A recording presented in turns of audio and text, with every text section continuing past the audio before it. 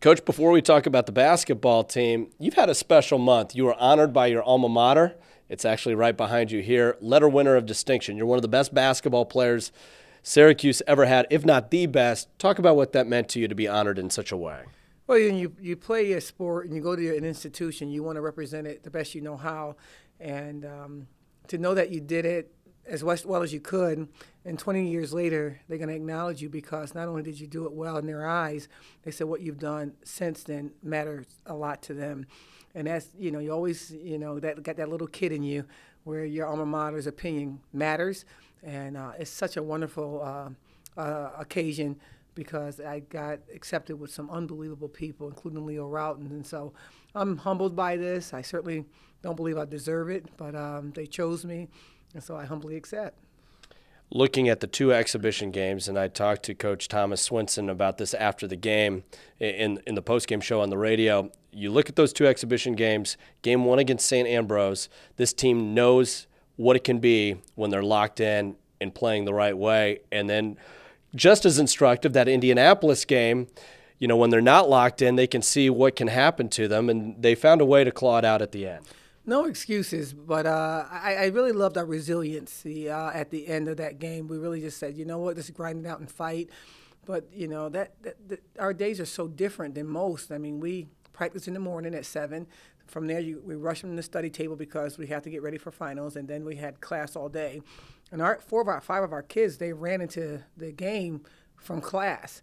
And so that was very difficult, but I'm not going to let them miss class this early on exhibition games. And so I want to find out what they were made of. I changed the lineup.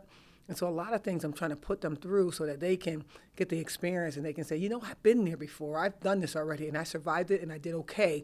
But now that we're here again in a regular game that really counts, I think I'm going to be okay. And so I like the way they came back to practice today at 7:30 this morning. And we're getting there. We're getting better mentally, and that's the biggest thing for me. You look at those two games. In the first game, a lot of the newcomers made jaws drop in the stands playing that well. Jasmine McGee, Quanisha McCurdy especially played brilliantly. But then in game two, it was the crafty, wily veterans who got Indiana over the top when winning time was there, and Georgie Jones and Christiana Stauer knocking down those long-range shots. So you saw what the newcomers can be, Absolutely. But also you spoke of resilience, and it was the returning players who kind of imparted that on their teammates. I'm trying to get our kids to understand it's going to be 14 deep. We don't have a go-to player.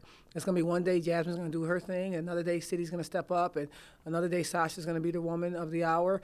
And if we can just be ready for our opportunity and not look left and right and say, how come she's getting an opportunity before me, we can really be a strong team. And, my best teams that I've ever coached, no one was really a go-to player. We had 3 or 4 people that stepped up on different days. And so my hope is that they get what we're trying to build here. It's not – it just bothers me when you try to build up 2 kids and say they're the go-to players. And what about the other 12? What are we doing as coaches? It's important that we let every one of our players believe that their leadership can matter one day.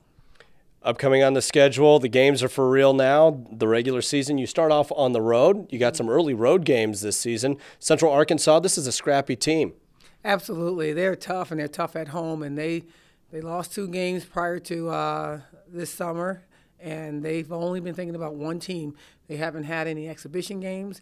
Indiana University is the biggest name on their plate, and so it's kind of humbling in a sense that, we are somebody that they really need to go and get, and coming off a 9-20 year. And so because we're in the Big Ten and because we're Indiana, we are the team to beat. And so I try to share that with our players. But they're scrappy. They're good. They're good at home.